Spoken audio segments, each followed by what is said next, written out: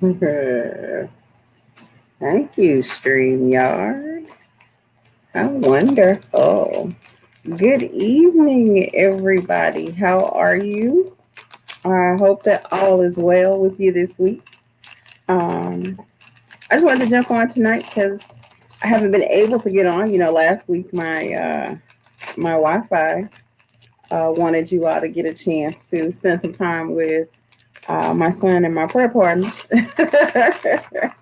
And so Sonia and Brady carried the conversation for us last week and really had some insightful conversation about things in the world. And I appreciate them so much for coming on because they saved the day. Um, I know that right now, um, Mr. Walker's on an assignment tonight, so I don't expect to hear from her tonight. Um, but I've extended an invitation to a few people, and if they come on, we'll throw them in the conversation as well wherever we are.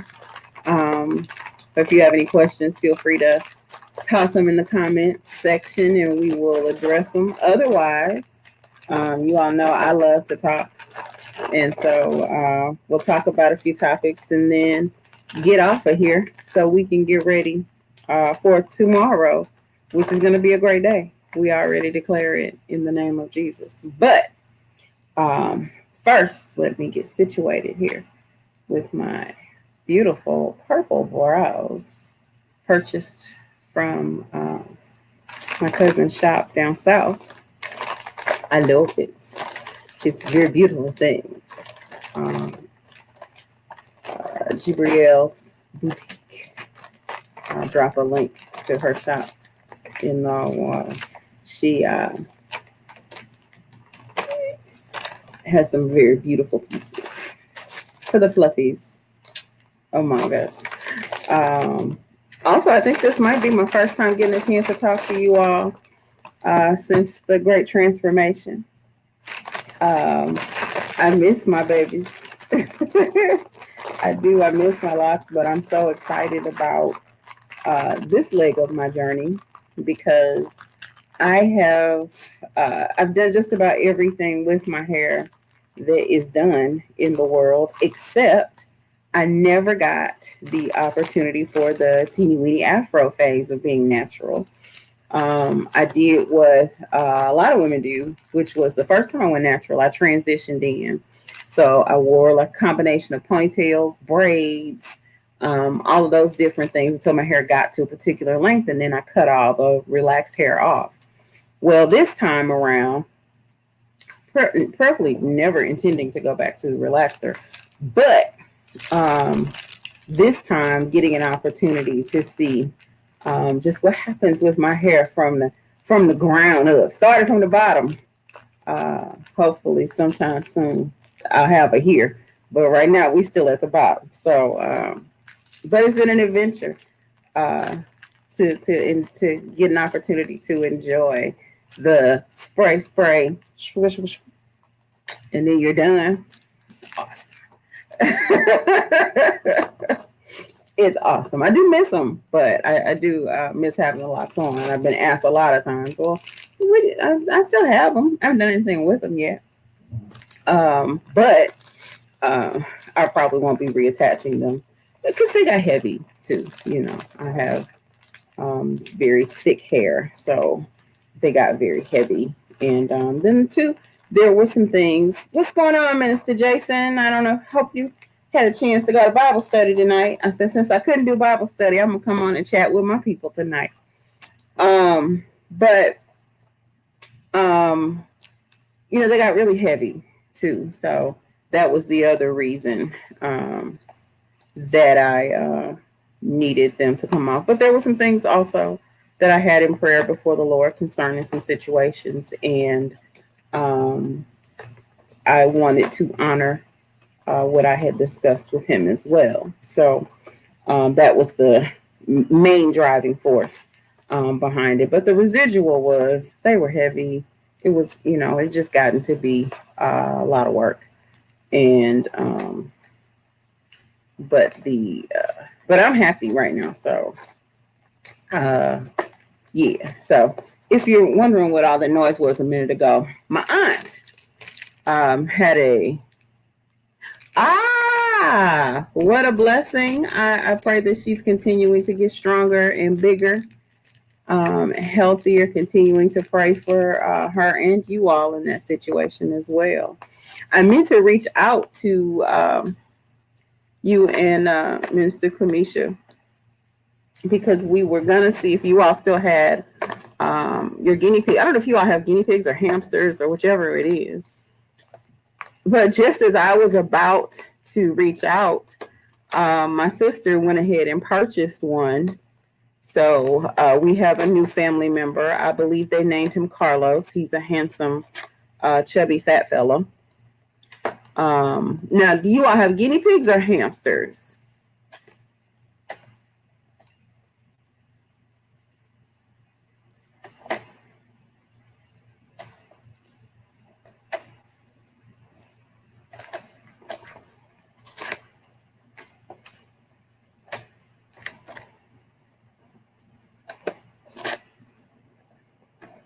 Well, okay, yeah. This dude is a guinea pig, and his name is, I think they named him Carlos. I have no understanding of what the backstory is regarding this name, who Carlos is, and why um, that's the name they chose. But that's the name they chose.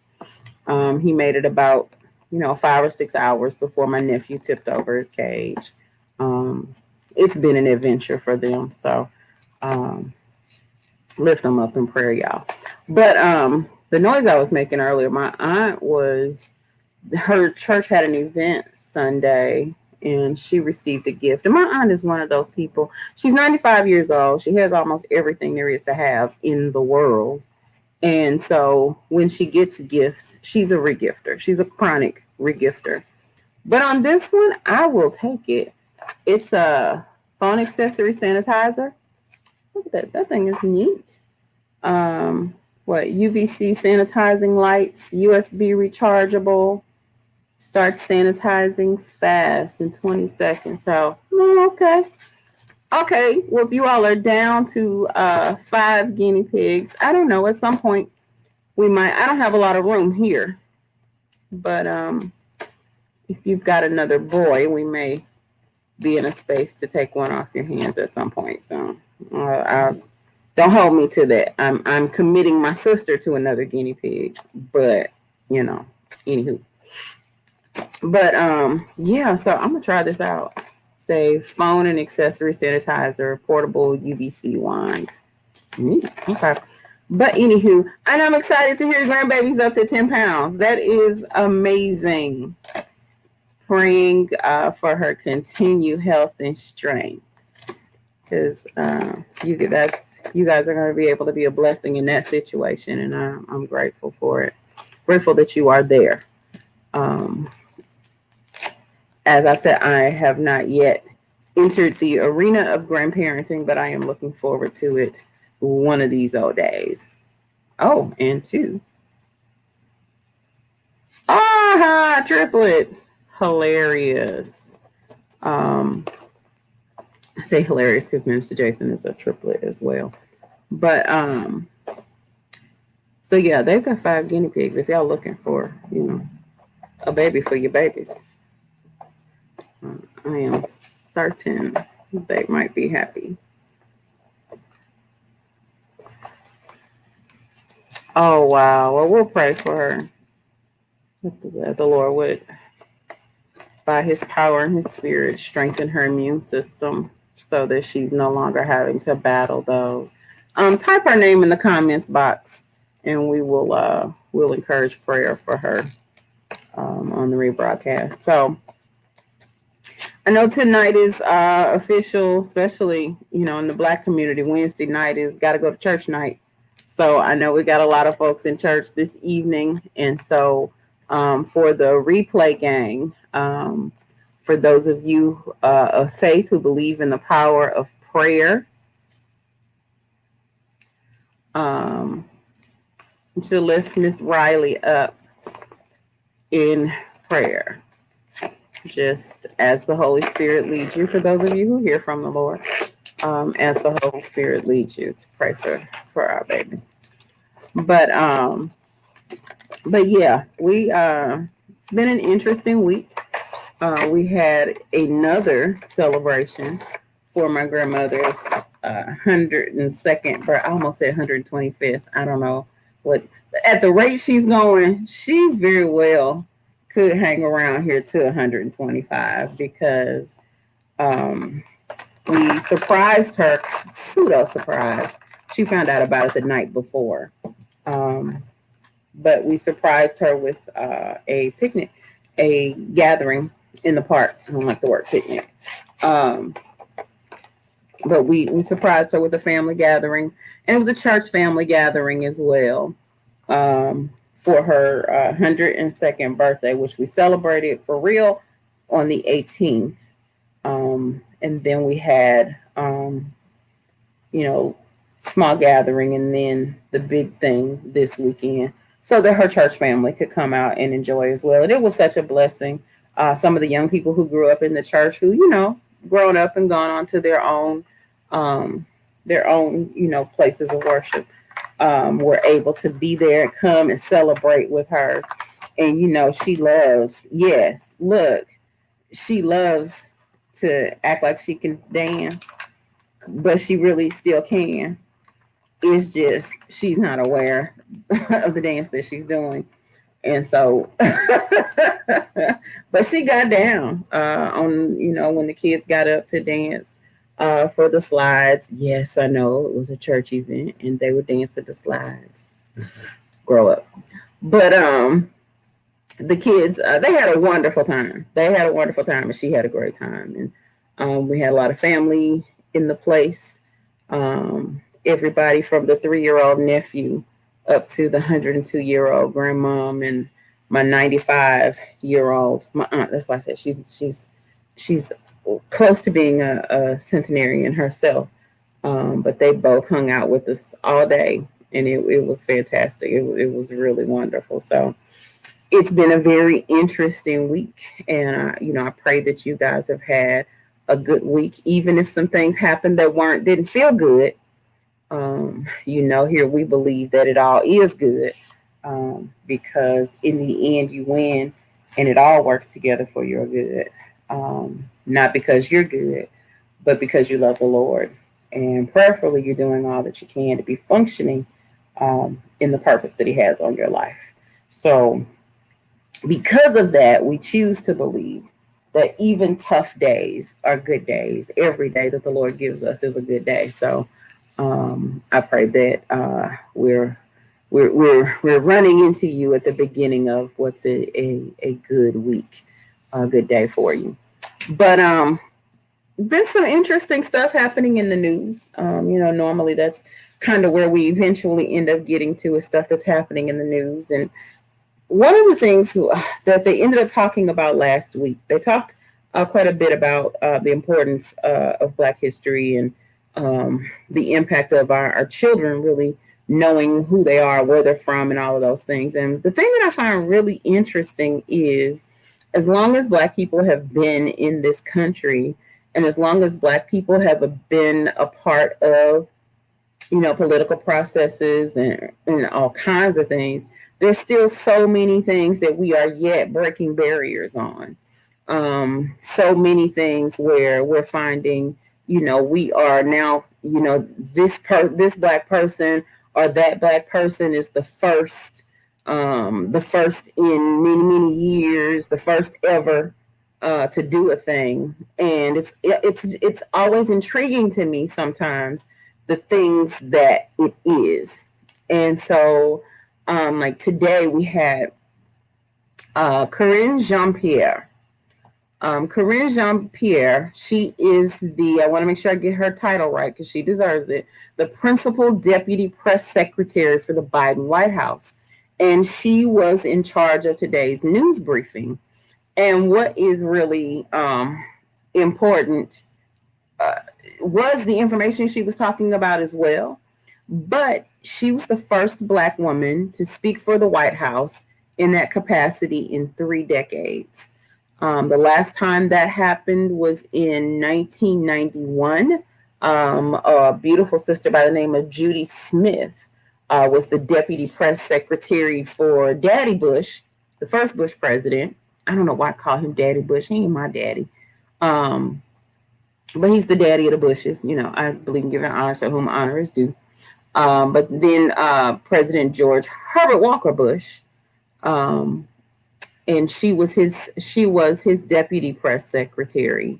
Well, Miss Corinne Jean Pierre is was able to lead the press briefing today, but the first thing that she talked about, again, another milestone, was a woman by the name of Kristen Clark, and Kristen Clark is the first woman and the first, so naturally, the first woman of color to formally lead the Justice Department's Civil Rights Division. It was created in 1957, but she was announced. It was announced today that she had passed, Senate approval, and Miss Clark will be serving in that capacity. And she is the first Black woman, first woman and the first Black woman to head that committee. And I think it's so wonderful, and it's exciting, and it's encouraging to know that we're still out here breaking barriers, that we're still out here. Yeah, I do look like my granny. I look more like my mom, but I look like my granny as well. But we still out here breaking barriers. We still out here doing great things, despite a lot of the other things that are going on around us. But it's kind of bittersweet for me to think that, we've been a part of the process for so long, and yet we're still, getting to, there's so many arenas where achievers, Black people, um, who achieve great things so many times only get to certain levels before things kind of cap out for them. And so I'm excited that Ms. Jean Pierre has gotten the opportunities that she's been blessed with in this administration, and I pray that we just continue to have those kind of things.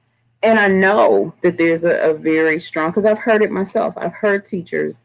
I've read posts on Facebook from teachers who are not white teachers. They know they're white, so it is what it is. Not saying that in a derogatory way, descriptive. They're white people who are teachers, and I've read their posts and heard them say, that how Black history, having to teach Black history is one of the toughest parts of their curriculum because they don't know anything about it, and why do we have to spend time on this specialty? And it's infuriating to me because we're still breaking barriers. There's still things that Black people have not had an opportunity to do. And we are still breaking down doors and tearing through glass ceilings and all that kind of stuff. And it's like, yeah, the stories still have to be told. There's still such a uniqueness in our perspective that there's no issue in celebrating who we are, what we do, and informing people that, Black people are not just the stereotypes that you see in movies. Black people are not just, the thing that the media chooses to hype for the sensational crime stories on the news. We're not just one thing. There's so many things that we are, and much of what we are is extremely important to the success of this nation. And so I think it's important to continue to tell those stories. Now, what I have found disturbing is we've made Black History Month a celebration of just Martin Luther King. And I'm not throwing no shade at Dr. Martin Luther King and who he was for us in the civil rights movement, who he continues to be, his legacy at least. But I believe it just feels like there's been, I don't know if it's a conscious decision or if it's just something that's happened over time and we've allowed it to occur, which is we've allowed it to become stale. We've allowed it to become one dimensional. We've allowed it to become one thing. It's always, you know, Abraham Lincoln, was such a good man that he was really, troubled about slavery. And so he ended slavery. Yeah, we don't like to talk about slavery. And I know there have been a lot of states recently that have outlawed, discussions on racism and cultural sensitivity type things. And, I'm not with the namby-pamby, let's play games about diversity kind of thing. If we're going to have the conversation, let's have the conversation, because it's the only way I believe we'll ever move forward is if we ever just jump out there and just have the doggone conversations that we need to have and have them honestly.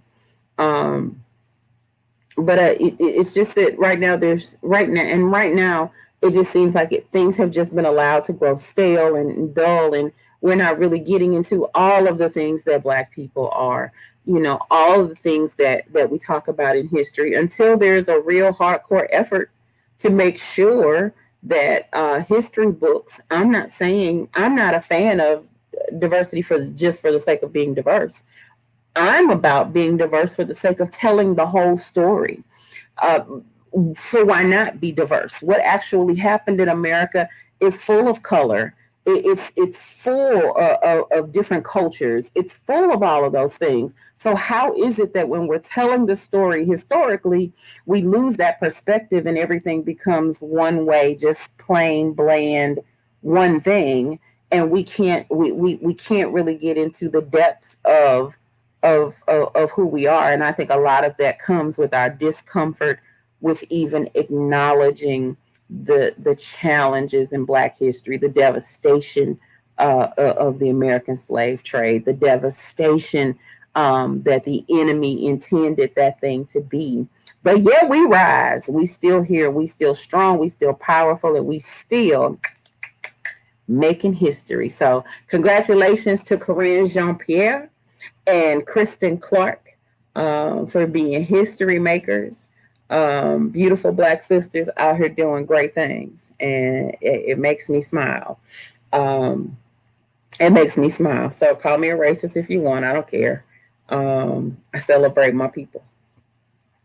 Power to them.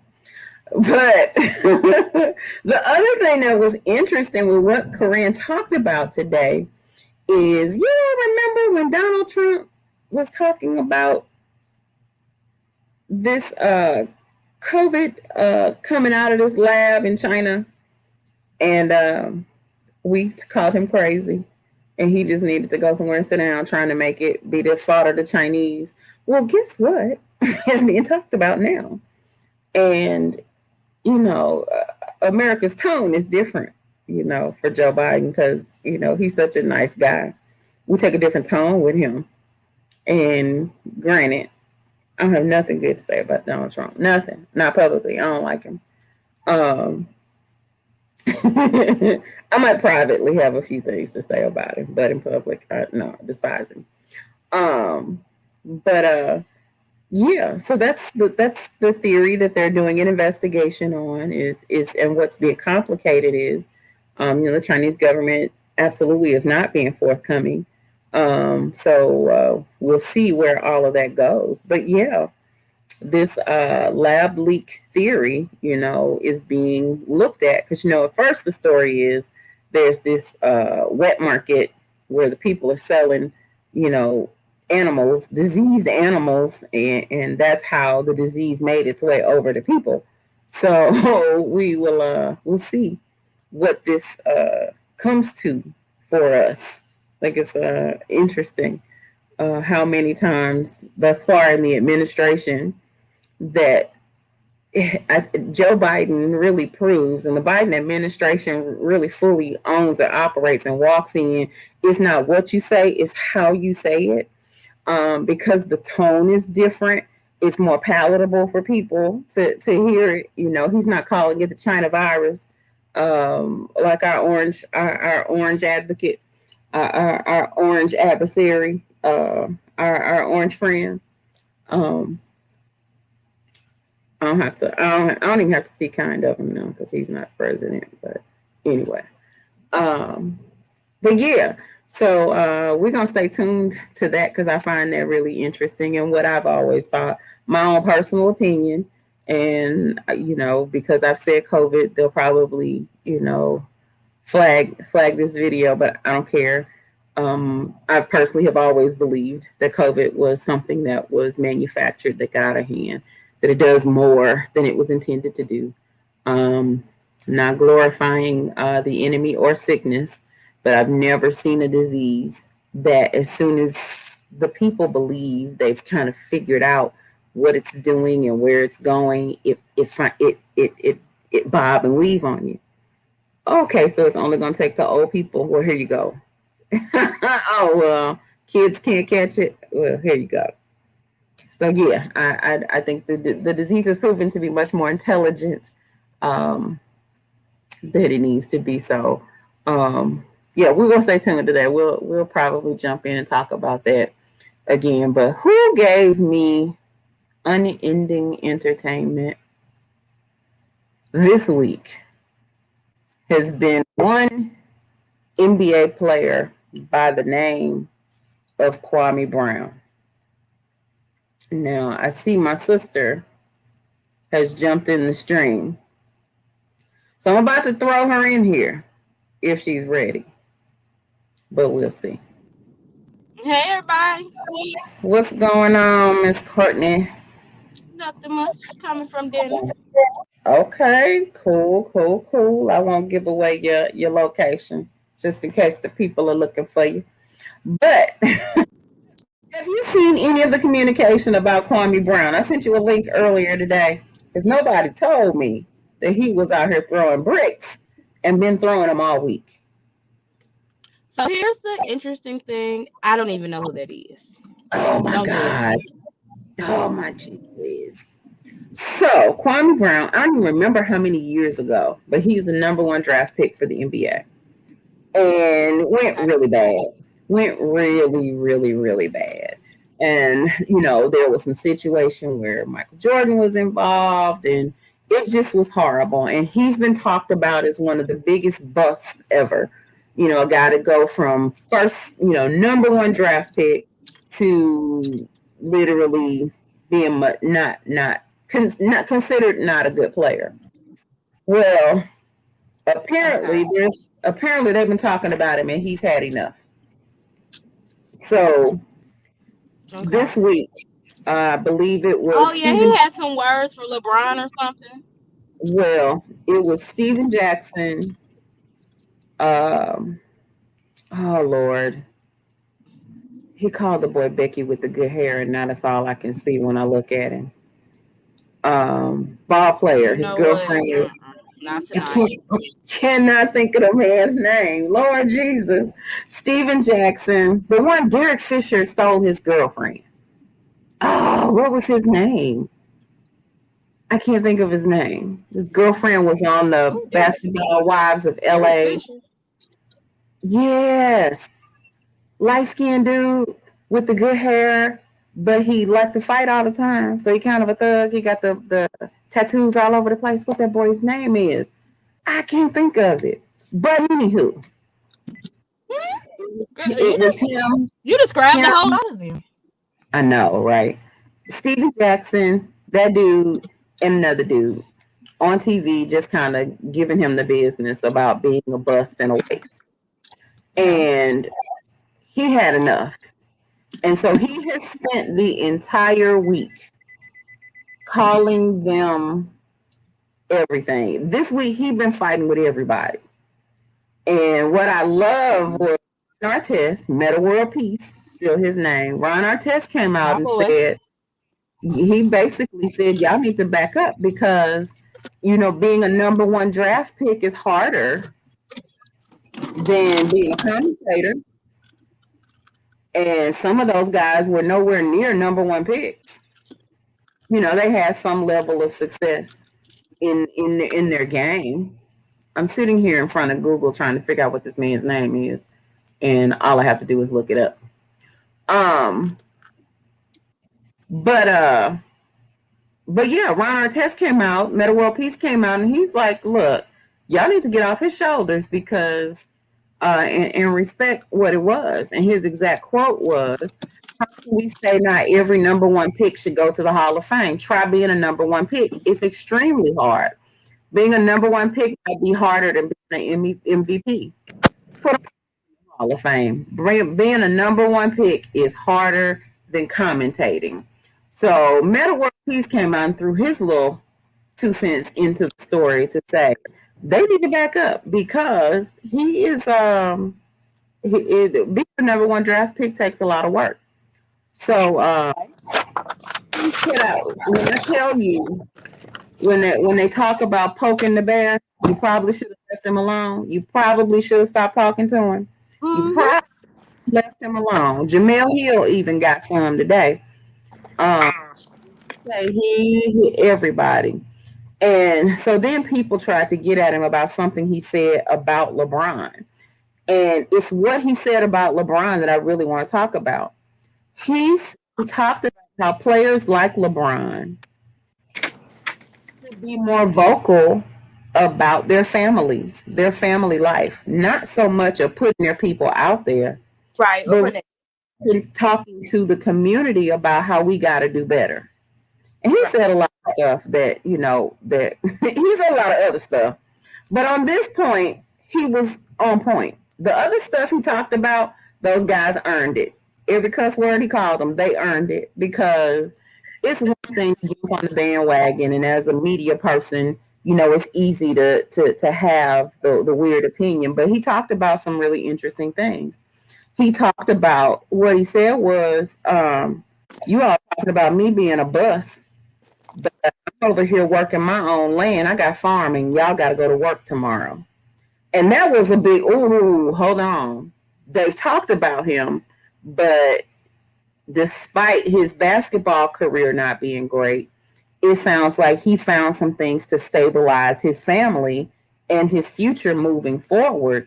And at the end of the day, that's what most of those guys are there for. They're not there because they love basketball. They're there because they need to make a living. And they're there because they have a marketable skill that pays enough money that it could change their whole lives. And it sounds like that's what this guy did because he talked about, y'all talking about me and bothering me at all because there was a time when I didn't have shoes. I was like, my God. And he was like, I was a teenager, 13 years old, and wore a size 13 shoe. I didn't even have shoes. So what y'all talking about don't mean nothing to me because you can't joke better than me. And it started out, at first it started out like his feelings, of course, were probably touched by the fact that you got these also rans who were okay, in their career, but they weren't all stars. Michael Jordan can talk about me. Charles Barkley can probably get away with talking about me. But Steven Jackson need to go somewhere and sit down. These other people who were just on the team need to go somewhere and sit down. But when he was talking about LeBron, he talked about how it would be good for some of these players who have very stable family lives to really talk about how having that stable family life has been helpful to them in their careers and talk to the community about those kind of things. He talked about that, you see a lot of pictures a lot of times of people who are, extremely wealthy, and not that they have to give away everything to charity, not even that they have to give a lot to charity, but he talked about, how much money people spend being flashy and flexing versus, are you putting in resources to help set up programs where kids can learn to have a skill where they can change their lives. And so it was one of those things. It started out, a pretty kind of a funny ooh and ah back and forth, but it turned into, I think, a really key conversation. But when I tell you, he tickled me when he talked about him. It was very funny. But by the time he got done laughing and started talking about some different things, I think he started some conversation and he talked about it. He said, yeah, look, I was minding my business. I was on social media just kind of out here hanging. But now, since y'all have decided to make me important, then we're going to have some important conversations. And so I thought it was really fun, especially when he called that dude Becky with the good hair. I almost fell off my chair. So did we find out who Becky was? I cannot place him. Look, I'm gonna show you this picture. I'm gonna share this picture, and then y'all can tell me who these people are. Because one of them was Gilbert Arenas, and Gilbert Arenas was like, "I'm not fighting. I don't want to fight this dude." And he was like, "Y'all talking like y'all want to fight." And he was like, "Mm-mm." I saw him and his cousin fight off 20 bouncers at the club. So y'all can keep talking about him. But that dude, he said, "Mm-mm. He country strong. I don't want to fight him. I can't fight him. So I'm going to just be quiet and sit in my corner." You talking about the one who used to go with LeBron mama? No. This dude right here. Which one? I should know his name. The light-skinned one? Yeah. That ain't who was smashing LeBron mama? No. I'm sorry, that was so uncouth of me. I can't remember that dude's name either. But no, it's not his name either, and I should, because that was hilarious. Because you remember his girlfriend was dating Derek Fisher. His girlfriend broke up with him for Derek Fisher.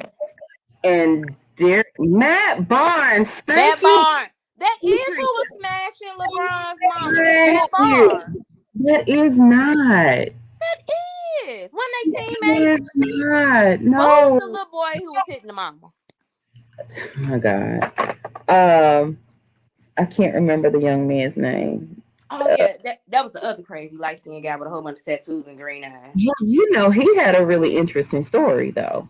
He was like seriously battling with some mental health issues. Oh wow. Oh yeah, he was homeless or something. Yeah, he was actually homeless and Delonte West. Is that his name? Delonte West. That's it. And one of the coaches, I believe it was, just this last year, was able to help him get some help. Because I don't think it was just, one of those, he just drugged out kind of situation. He was dealing with, if I remember, even at the time that he was in the league, he was dealing with a schizophrenia diagnosis, I believe. It was either bipolar or schizophrenia. But whichever it was, things had just sort of turned bad for him in such a terrible way that he was out on the streets, homeless. And that coach was able to help him get things back together. But yes, Matt Barnes is who we called Becky with the good hair.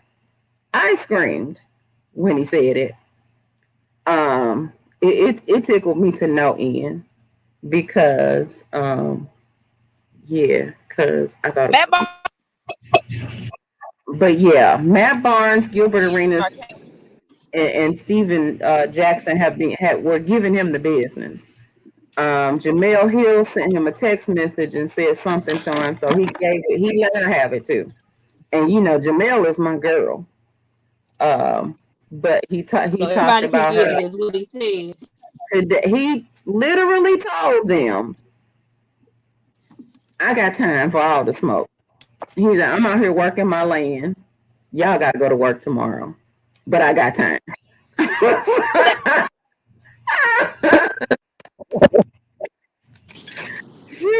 Yeah, see, I'm not out here trying to get a job. I'm good. Yeah, and he got time today. He has had time all week. He has had time for them all. When I tell you, every time I've gone into Facebook or any of the social media platforms, it's one of the most talked about pieces of information. He got Charlamagne together. The guy? Yeah, well, Charlamagne. I ain't calling him the guy, but Charlamagne. I know. I'm just saying, that's what he thinks of himself. So right. I can't believe he let somebody get him together because he thinks like. Look, Charlamagne apologized. What? Yes. Hold on. Let me look this story up. Charlamagne apologizes to Kwame Brown for unintentionally. Let's see. Charlamagne gave him Donkey of the Day. Okay. And let's see. Charlemagne's beef with Kwame Brown has hit its post super ugly phase, and Charlemagne is playing the role of Jay-Z. On Monday, Charlemagne decided to give his infamous Donkey of the Day award to himself. The Breakfast Club co-host explained that he went too far when touching on the fellow South Carolina native's personal life and was urged by mutual associates to publicly apologize to Brown. He says, I'm sure I caused pain for not only Kwame Brown, but for his family, especially his family in my hometown of Monks Corner, South Carolina. You know how I know? Because I spoke to a few of them. And he said, I was apologizing for triggering them. And so, yeah, so it was Oh, wow. Gilbert Arenas, Stephen Jackson, and Matt Barnes. But yeah, What they say, don't forget where you come from. look, and so this was the first post that I saw was actually him speaking out. I think it was after Charlemagne's conversation. It said Charlemagne explained that Brown's father is serving life for allegedly beating his girlfriend. The NBA player's brother shot the mother of his child multiple times, then tried to kill himself as well. So the family's had a lot of stuff going on. And Kwame he's not one of those people who's just been out here, talking about the stuff that's going on in his family. And it was no doubt triggering through no fault of your own. You somewhere minding your business, staying out of trouble, doing what it is that you're supposed to do. And because of some things that are going on around you, you find yourself back in the news. And then you've got people who, there's so many things that you could be talking about going on in the world, but the person you decide to talk about and continue running his name through the mud because it's easy to do it. And a lot of times people don't take these people on. Girl, he has been throwing haymakers all week. He told Charlemagne he's flirting with DJ Envy all day on the radio. It's like, wait, stop. We've done too much. It sounds like he had enough. He had plenty. It kind of reminded me of, I don't know if you experienced it when you were in school, that one kid who just took it all the time. And then finally that he decided that he was going to fight, everybody got beat up. Mm-hmm. That's really happened. We had this one boy, and everybody used to pick on him. And one day he went into his full beast mode, and he just grabbed and snatched everybody who was in parade. Yes, I remember in elementary school, little guy named Perry. I cannot remember Perry's last name, but he was a husky little fella. And he was always just kind of in a good mood, class clown kind of fellow. And I don't know what happened. I remember the day the desk started flying because people have been picking on him. And I think we do a really bad job. Similar situation. Oh, yeah. And I mean, people generally don't just, they give you warning. They let you know, leave me alone. And then chairs and desks start flying.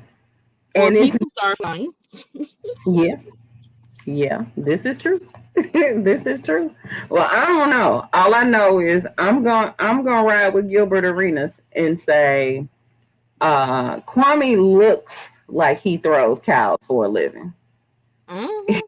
He looks like he works his own farm.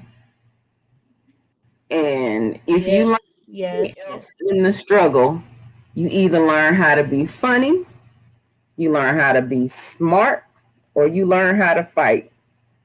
And the thing that I have seen with Kwame, I don't know his educational background, but he's not an unintelligent young man because he talked about some really key things. And I know people don't like to look at the mess a lot of times, but for me, I always think there's something that we're supposed to learn from the mess. And listening to his conversation, it was really, I think it is time for us to grow up. You know, we've had millionaire basketball players for a long time. We've had millionaire, billionaire entertainers for a long time. And I do think we are at a place where we need to, everything is critical for us. And I think we are at a place where sir, don't post another picture. Show me what you're doing in the community. Sir, if you post another Lamborghini, how many Lamborghinis can you drive? How many mansions can you own? You can only live in one at a time. Show us what you're doing for the people. Right. Show us what you can do for the people. Right. Because now, we've got young people killing themselves to look like the people on TV. Yep. But and you got people going to the limit, risking it all to make sure their kids get the LeBrons, make sure their kids get the Jordans when they come out. Jordan put out a shoe. And can we talk about that? Jordan been out every Jordan that he coming back out with. I had 20 years ago. I'm a go in the basement, clean them up, and rewear them. Look. Echo. And he talked about that. He talked about that, and because he touched on one that I've had a change of heart. Because I really didn't care for, and I still don't, endorse all of his ways. But the ball boys, their dad, and he talked about how people call him crazy for how he comes out and talks about his boys, but it's brilliant. He comes out and he takes the hit for his boys, but at the end of the day, y'all can't be mad at him for coming out and saying that his boys are great. That his boys are, and he talked about it in the same vein of, don't let these people fool y'all into, kicking y'all daddy to the side, because you hear that all the time, that the boys will do better once their dad is out of the way. And like, don't you let nobody break up your family like that. And he talked a lot about, family and the importance of that, which lets you know he's clear that his family had some issues, but that and that he clearly didn't have the kind of backing that these boys have. And knowing that, having that family support, I have quite a few friends, actually a couple of the brothers that have been through here tonight, Minister Jason and Pastor Demetrius, granddad, who are doing all that they can to be a part of what's going on, with their children and grandchildren. And it's important to have that place. When my mom and dad were in various places, it was family that stepped in and made sure that things stayed stable for us. And for me, at least, I know you spent a lot of years in Chicago, but it was always family, over the summers, getting the opportunity to visit, with family, so that you weren't just, home by yourself or, out getting in trouble. You get in trouble with family. No. But just that importance of well, look, you're a different child than me and your mother's oldest child, so you wasn't getting in trouble.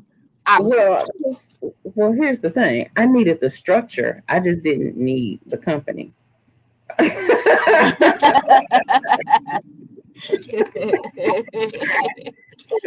And I'm still that way. I didn't. It's not that I didn't get in trouble. It's not that I didn't get into troubling things. I just didn't get into trouble. Right. I was better at sneaking than y'all were. So.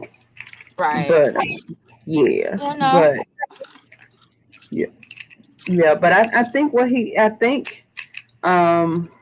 if they play it right, this could really be a good point, for conversation, when it comes to us just holding people accountable, when you Accountable. know Mm-hmm.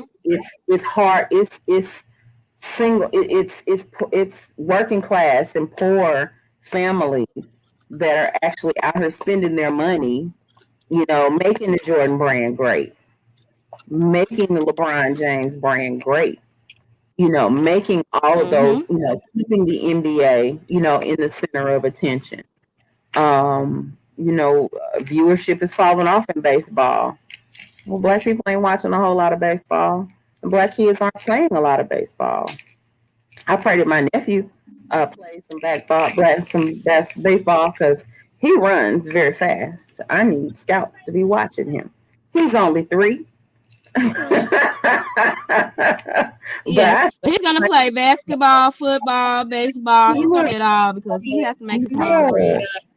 exactly. And so I feel like my niece is gonna be ready to be his physical trainer. Make sure that his health stays on point. But it's all good. It's all good. But that just the importance of that family structure, and I think it's necessary for people who are part of that circle, that financial circle, to start holding other people accountable. People talk about, I'm not a LeBron fan. I'm not.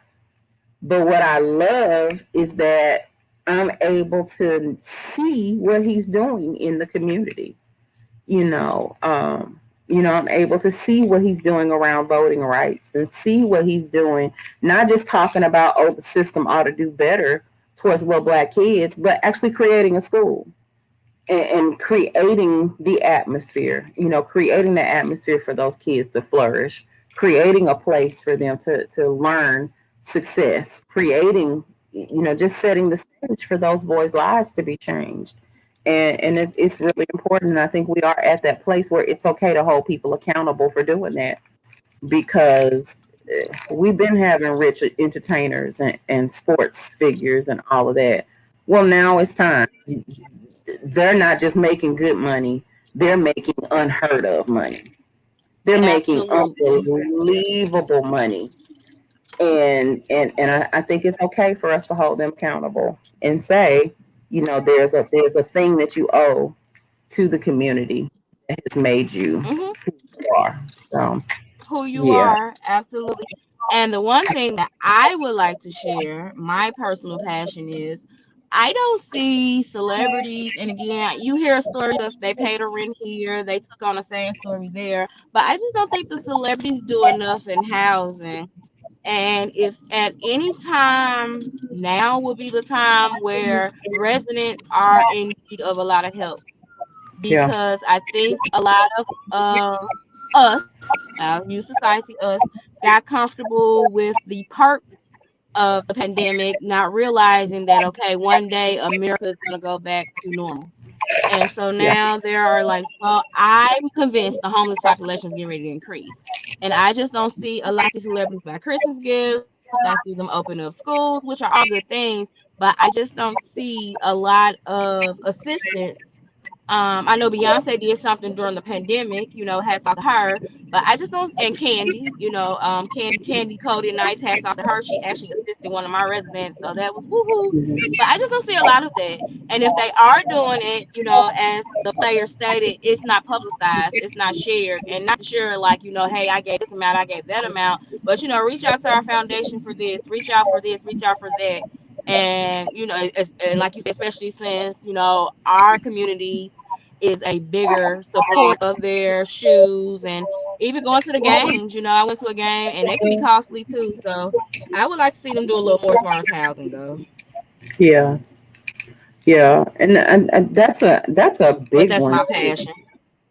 Yeah, and that's a big one though, Hmm. because that Especially now. instability. Yeah. Yeah, just the instability of not having a place to live, what that does, psychically for psychologically for kids, what that can do to the mind of just not knowing where you're going to live. I think that man, that's going to be a problem. That's going to be a real problem. But I do think that we've got to get to the place where, you know Everybody likes a nice outfit. Everybody likes a nice car. Everybody likes a nice home. But I'm just exhausted with we see so much waste. We see so much, frivolous stuff going on. There's a podcast that I listened to, and they were talking about that rapper Nicki Minaj had posted a picture, and everything in the room was Chanel. And they were sure that it had to be an ad because there was just so much Chanel stuff in the picture. And it turned out, no, she was just taking a picture because she likes Chanel.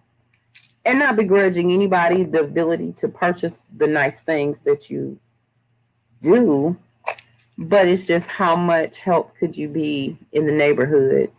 Not just helping somebody start, get their demo played or something like that, but really life-changing possibilities with making sure that people have a place to live.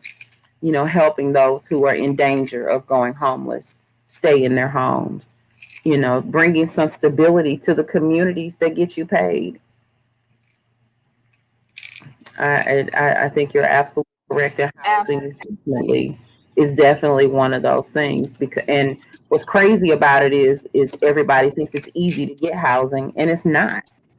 When we know that there's simple things like a criminal history that could make you ineligible for certain programs. There's certain charges that make you ineligible for certain programs. And anytime something's based on having particular charges attached to your name, we know that the justice system hasn't been fair and balanced where Black people are concerned. And there you have it. Something that I did at 16, 17, 18, 19, 20, because they see our young people as grown-ups, 16 years old, getting charged as an adult for a crime, not realizing that once Junior moves out of his mom's home, he can't get housing, he can't get nutrition assistance. There's so many things that he can't get that young James over here, because his parents could afford the attorney that could get him a plea deal, even if they did the exact same crime, that financial ability to manipulate the system affects their lives differently. So that if both of those people show up in need of housing, one of them still has the ability to be supported by the government in that way, where the other one can't. Not because he did something bad, because he didn't have the ability to play the game the way everybody else did. Exactly. So even and especially, with our rappers who run, especially some of these multi-million-dollar rappers who run into legal issues Who of their came from own. housing themselves. Because all of them have a story. Exactly. And it just seems like there's just so many things that, having come from a place, that it just seems like there should be more. It just seems like there should be more. I don't know what more looks like. I just know that it needs to be more. I know Bill Gates is going through a tough time right now with this divorce out here they're talking about. But I don't see him out here flashing and wilding with his money. And he might. I don't know. He just may do a better job of hiding it. But because he was over there wilding at Microsoft. They said he was emailing women on the job. If you're interested in starting a relationship with me, please respond to this email. If not, you can just disregard. Bill, That's when you know you have like a little bit. That's when you know you have a little bit too much money. When you don't care about sexual harassment, you know you got a little bit too much money. But here's probably the brilliance in it is I gave you the ability to tell me to go away. So actually, if you call it harassment, Not harassment. I literally told you if you don't want to talk to me, don't talk to me. What, Fantasia? You don't want me, then don't talk to me. Bill, go ahead and free yourself. Bill say free yourself. Bill said you don't have to be entangled with him. Bill said it don't have to be nothing, but if you reply to this email, then I know it's something. But you're right. I think when you don't have to be concerned about sexual harassment and you're okay with putting it in writing, then, by all means, you probably got a little too much money. but, uh-huh. But yeah, Absolutely. So I have a quick yeah. question for you. I want to Mm-hmm. rewind back for a second. So I Mm-hmm. noticed you said that rapper Nicki Minaj as if you don't know her. Is that because Cardi B's your sister?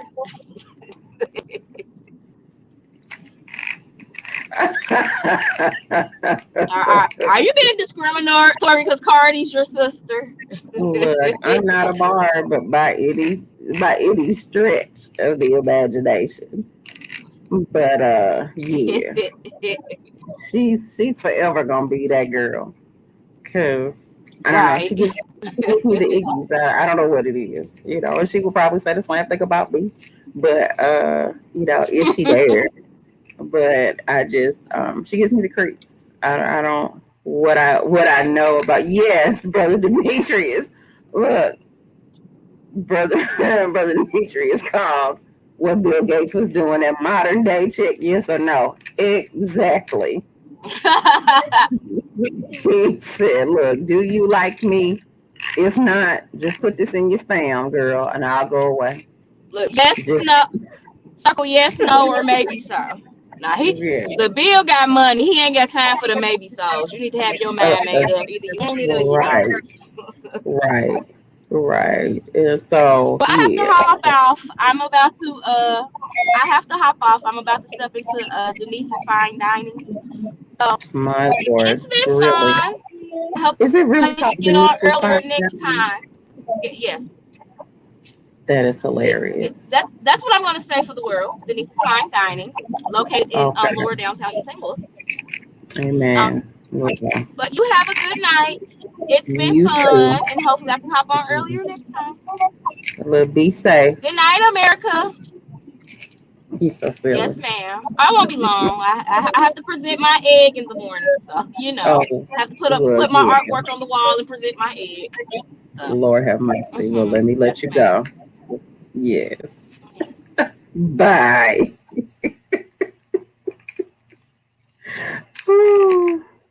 But so I don't know. I'm hopeful that we'll get to a place where we're able to have mature conversation around this. And I don't know what people are doing. These people might be buying their Gucci belts, and then going and taking care of communities. I don't know, but it just seems like there's enough money in the world. If you get to the place where you're billionaire status and you're making money like that, that you have a responsibility, not just to you and yours, but you have the ability to shift the culture. You have the ability to shift the conversation. You have the ability to put demands on people to where you're probably not even having to use your own money, but you're able to move industries to do things. If Nike is letting you design a shoe, then surely there's probably some other things that you're in a position to have conversation with them about. Um, um, if you're at that arena having that level of conversation, you're sitting on the parquet in Boston, or you're sitting on the floor in LA, and you're able to finesse that crowd, then it just kind of seems like you probably have access to make some things happen for people. So my hope is that the conversation doesn't stop. I hope he continues to come on and give them all a hard time every day. Um, that the narrative changes in these conversations, because you do have a lot of media people who have made their living on just how bad they can talk about black athletes and the challenges that they have, as if you know they're the worst people in the world, when really a lot of times what you have is young people who really didn't have a lot of structure but had a very marketable skill, who are suddenly coming to a whole lot of money, a whole lot of access, a whole lot of attention, and a whole lot of people falling at their feet to get their cut. And then they're having to make almost genius level decisions.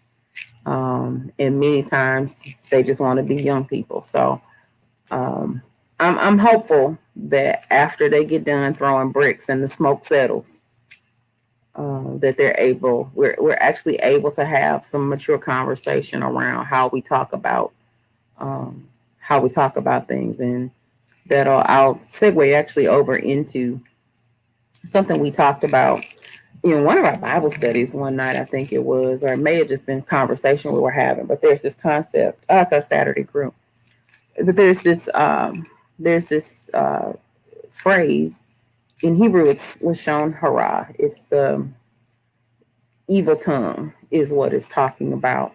And basically the premise is there's some things that should never be said. There's some things that should not be talked about. And many times we'll say, well, if it's true, it's true. But what that concept of that evil tongue really gets around to is sometimes, even if it's true, it's not worth being talked about. And one of the things that we do see in the media and the news, I've probably even been guilty of it myself here. I pray that I haven't, but it's possible. To talk about some things that just didn't even really need to be talked about, even if they're true. And so I want to encourage us this week as we prepare to close out here. I'm not, frou-frou, fluffy, say something nice just for the sake of saying something nice. Being a Pollyanna, calling evil good kind of person. I'm not that. But I do want to encourage us to be wise in our conversations this week and making sure that we're not pulling people into traumatic situations. Everything, looking at the conversation between Charlamagne and Kwame Brown, everything Charlamagne talked about was true. Kwame Brown's dad did what he did. His brothers did what they did. His career, it was what it was. But was it necessary to continuously drag him through the mud?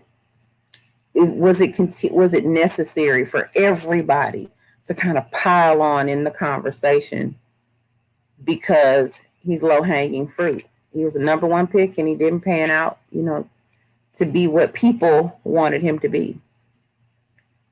But this week, I want to encourage you that there are going to be some times that you're going to be tempted to talk about some things that really probably would be best left alone. I want you to do what pleases the Lord. I'm not saying back down from situations. Let people talk to you crazy. Be okay with some things that you're not supposed to be okay with.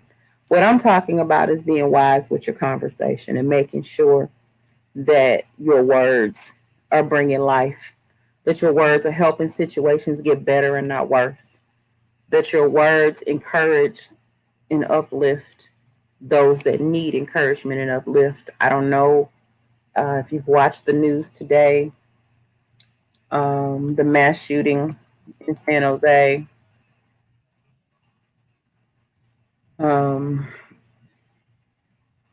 Just a second as I pull up this story because I want to make sure I'm accurate. Yeah, California transit employee killed 8 co-workers and wounded another before taking his own life on Wednesday. That's a tragic story. And I don't know that it was avoidable. I don't know that there was anything that anybody could do. But what I am saying is the world is so full of that kind of thing. Those kind of stories are hitting us in the face on the news. They're hitting us in the face when we're reading stories on the internet. Just that consistent bad news, that consistent, negativity, that consistent, every news website you go to across the very top, it's going to list for you how many people died today, how many people got sick today, how many people had to be hospitalized today, because we're tracking COVID information. there's so much bad hitting us in the face. And I'm not talking about ignoring reality, being escapist, tell people things are going to be okay when you don't know if they actually are. I'm not talking about that. And of course, I'm definitely not talking about the things that you have up before the Lord and you're praying for those things to manifest in a certain direction. I'm definitely not talking about those things. But what I'm talking about is a lot of times the scuttlebutt that we get into, the frivolous conversations that we get into that to us seem like nothing, but they're damaging to somebody else's soul.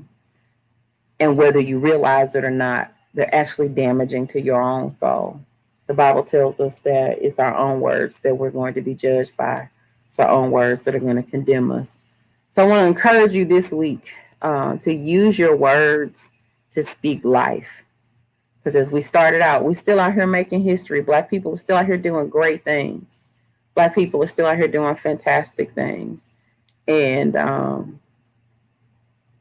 I think we can make a difference in how we talk about what we're going through. And so I pray that this week that someone encourages you, that someone celebrates you, that someone says something good about you. I'm going to try. There is a giant dragon-sized mosquito flying around in this room. So I'm getting ready to go to bed. So, but use your words wisely. Don't waste your conversations. And don't waste the time the Lord gives you to be able to speak into someone's life. You never know. You may be the positive thing that they need to keep them from giving up or going over the edge or doing something desperate. You might be the difference maker in that situation. So I'm gonna leave you with that. May the Lord bless you and keep you, make his face shine towards you. The Lord lift up his countenance towards you and give you his peace. Shalom, shalom, shalom. We out. Have a good night. Bye. See you, Brother Demetrius. Thanks for hanging out. Minister Jason, thank you for hanging out. Talk to y'all later. Bye.